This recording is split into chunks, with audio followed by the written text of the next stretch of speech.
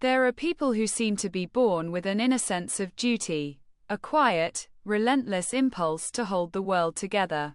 They feel other people's pain as if it were their own, and they rush toward it instinctively, even before anyone asks for help. They heal with words, with time, with money, with energy, with everything they have, even when there's almost nothing left inside. They believe that if they save others, the world will become a little better, and maybe they will feel a little more worthy.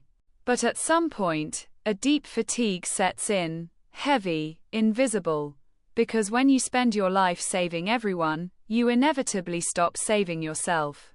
We rarely name it as a dependency, but that's exactly what it is, a dependency on being needed. It doesn't look like addiction, but it functions in the same way. It feeds on validation. In the act of saving, you feel a sense of importance, of meaning, of being someone. That feeling can be intoxicating, stronger than fear, stronger than exhaustion. We start confusing love with rescue, care with control, support with the constant urge to fix. It begins with compassion, but it often ends in exhaustion. Deep down, we believe that if we let go, if we stop holding everything together, the world, or at least someone's life, will fall apart. But the truth is this: when you try to save everyone, you often rob them of their chance to grow. Growth is born from responsibility, not rescue. No one learns to swim if you never let go of their hand. No one discovers strength if you keep shielding them from their own challenges. The rescuer doesn't truly trust life, or people, or even the natural intelligence of the process itself. They believe that without their control, everything will collapse. And that belief doesn't come from love, it comes from fear. The paradox is that rescuers almost never feel saved themselves. The more they give, the emptier they become. They do everything right. They listen, they support, they sacrifice, and yet, they rarely see lasting change. Gratitude fades quickly. The problems return. The fatigue deepens. Because, in truth, much of their help isn't really about others. It's about soothing the silent fear inside, the fear of being unnecessary. To stop saving everyone, you first have to understand this. Not every cry for help is an invitation to fix someone's life. Sometimes people don't want you to rescue them, they just want to be heard. Sometimes the greatest act of love is to step back, to let others face what they need to face. Because only then can they discover their own strength. Stopping the urge to rescue doesn't mean becoming cold or indifferent. It means learning to distinguish between compassion and self-sacrifice. Compassion means being present without dissolving. It means being able to hold space for someone's pain without turning it into your own. It means seeing suffering without making it your identity. That's not detachment. That's maturity. There's a simple truth that once changed the way I saw everything. If helping someone consistently destroys you, then it's not help. It's a form of escape. While you're busy fixing others, you don't have to look at yourself. You don't have to face your own pain, your own emptiness, your own questions. You live in constant motion, so you never have to stop.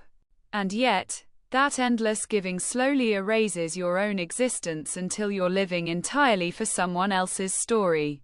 The first real step toward healing from this pattern is silence. Not silence as punishment or withdrawal, but silence as awareness. You pause, you breathe, and you ask yourself, why am I doing this? If your answer is because I can't do otherwise, you're probably driven by fear. But if your answer is because I truly want to and I have the energy to give, then your action comes from love, not from compulsion. Many people are afraid that if they stop rescuing, they'll lose their relationships. But what actually happens is the opposite. Relationships become more authentic. They become lighter, freer. When you stop trying to fix others, you start respecting them. You begin to see them as capable human beings with their own strength and their own timing. That respect builds real connection, one based on trust, not control. Learning to stop saving means learning about boundaries.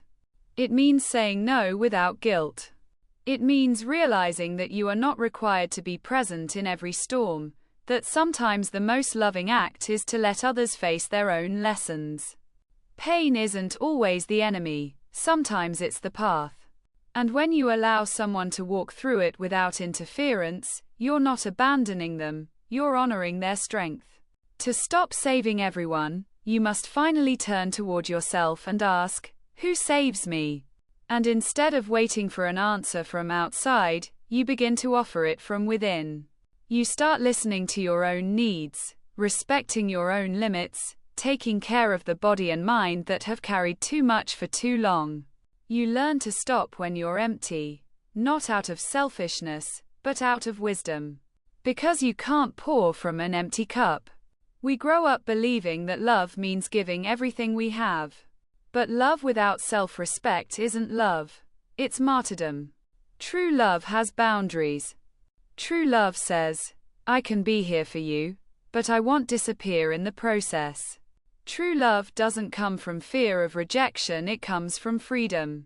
At some point, you realize that rescuing others was never really about them. It was about you.